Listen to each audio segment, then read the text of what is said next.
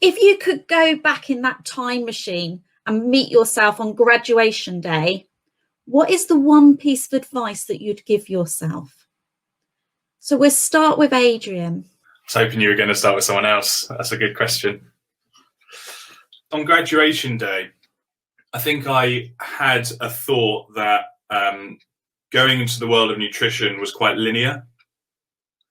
I thought, there's the steps. I think some of you watching may go, yes, I think I know what the steps are to get there. I need to get my degree. I then need, which is important, I then need to, I don't want anyone dropping out now, get my degree, and then I need to get some more work experience, and then I need to be a practitioner. And then once I've got the practitioner advice, I should think about clinical, or I should think about being an advisor to someone.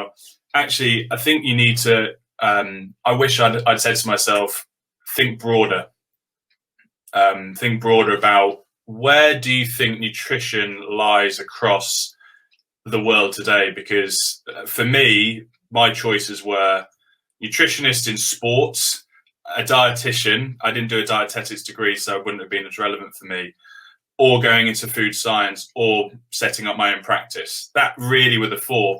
But now there's a whole plethora. There's technology, artificial intelligence is a big area where data is driving choice. We need people behind that to provide credibility in that.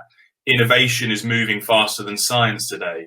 Therefore, there's a whole host. So I think it's not really a very specific answer, but it's thinking broader than just the constraints of what a nutritionist has always been defined as, if that makes any sense. Emily R., let's come to you next. Yeah, of course. Kind of similar to what Adrian said, but I would say, I'd say two things. One being, remember that the first job you go into isn't the only type of nutritionist role that you can do. So don't panic if you don't like it.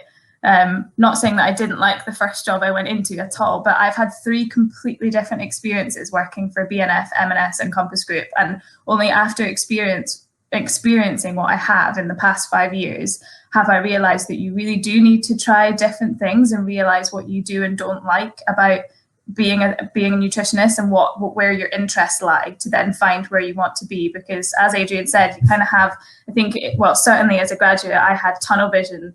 I didn't have a clue about all the jobs that existed in industry as nutritionists. So don't just go into one and think, okay, this is it, I need to like this because this is all that exists. It's absolutely not the case. And 2, I would say the industry is so vast when it comes to nutrition, and until I graduated, I had no idea about it. So use your time in uni to explore industry related webinars, attend them, sign up to newsletters like Public Health Catering, BNF News, and broaden your knowledge and get updates out with the science that you're learning at uni. Obviously, the science is absolutely critical and necessary, but it's when you start putting that into practice and seeing how you apply it in real life that it really starts to make sense. So I'd say that's probably what I would advise myself back then. Brilliant, thank you. It is absolutely true what both of you have said.